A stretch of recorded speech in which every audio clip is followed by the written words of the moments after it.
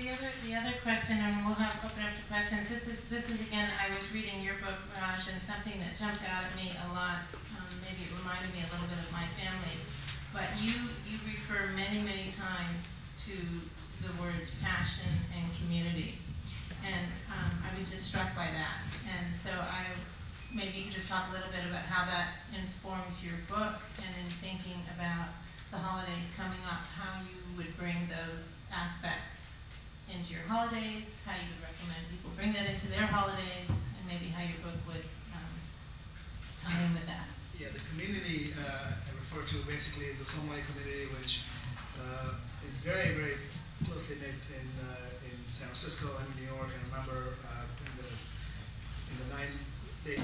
mid to late 90s, all the Somalis got together and actually had blind tasting, or had a little holiday party. We used to do every week but during the holidays we used to all get together, and either Christmas Day or New Year's Day, and everyone bring a bottle, and of course in a brown bag, can't tell what it is, and you have to identify it, and we had a party around blind tasting. And we did that regularly late night.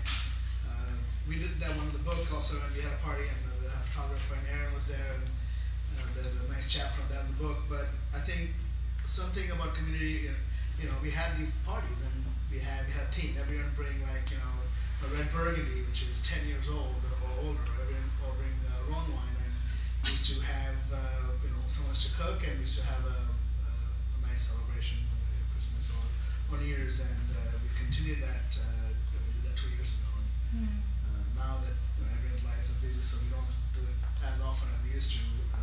But I think it's a great way to have a little celebration, and pick a theme, or Italian wine or Gamay or whatever, and have a little meal around it. So.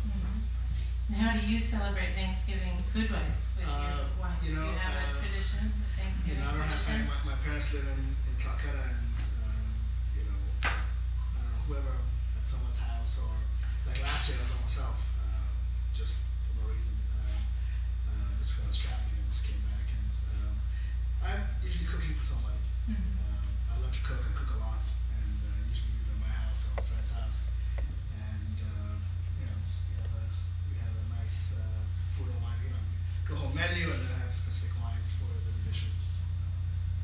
Great, thank you. So I'm going to ask you, Rachel, next. So similar, but I'm also trying to think of the theme of this little talk about rethinking your holiday meal. So maybe as we go around, be thinking about that too. Again, I'm just trying to kind of tie it back to each of your books in ways that,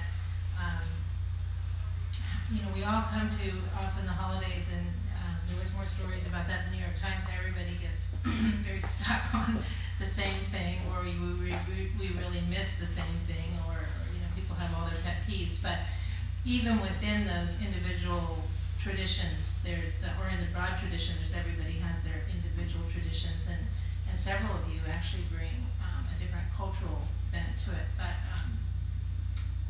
one of the things I was thinking, Rachel, in your book, it's a jam book, a beautiful jam book, and of course I love to make jam too. So I think about, well, one way rethinking the holidays is it's a great way of making gifts. But one thing that struck me in your book that was such a neat idea, I thought, is though they're not recipes for it, there's a visual on how to use jam in other ways. So that's a way of rethinking the holidays. How would Rachel incorporate jam into a meal of her own? Or let's say you have to go somewhere. I know that you talk about incorporating it into pies. You were talking about something earlier today with shortbread. So maybe you can talk a little bit about that. Yeah. So for me, the best time of the year by far is the holidays. I really love the holidays. The pie thing that you referred to, so I love the idea of mincemeat, although I don't have a mincemeat recipe in this book, but I do have this brandy cherry concert, which has a really similar kind of flavor profile. So I basically suggest putting that in a pie, and it's really, really delicious. But it's basically, it has candied citron, it has cherries, and then there's a variation as well that has red currants, and it's really good.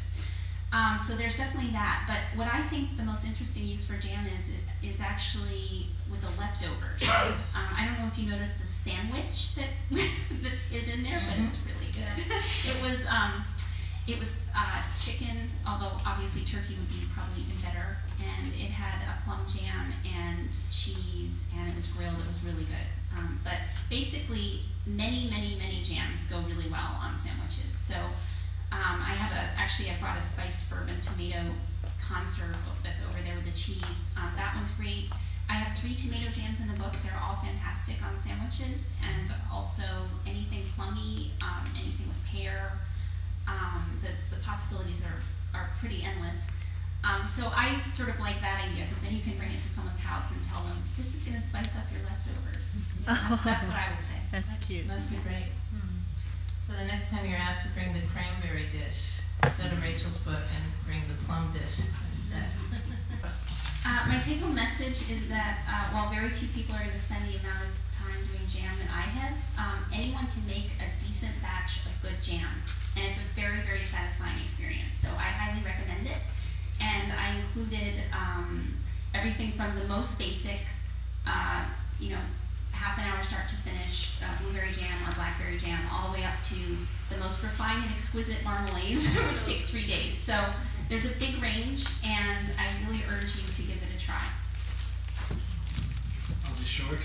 Hopefully everyone is going to enjoy some great rosé champagne, and some great Gamay or Pinot Noir with the holidays. And if you want to learn something about wine and food and life of sommeliers, here's a book.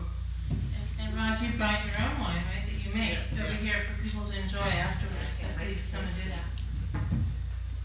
Well, I think I've already said, my big deal is that I would really like for people to understand how easy it is to cook at home, how easy it is to have really good food, and my sausage book is exactly about that.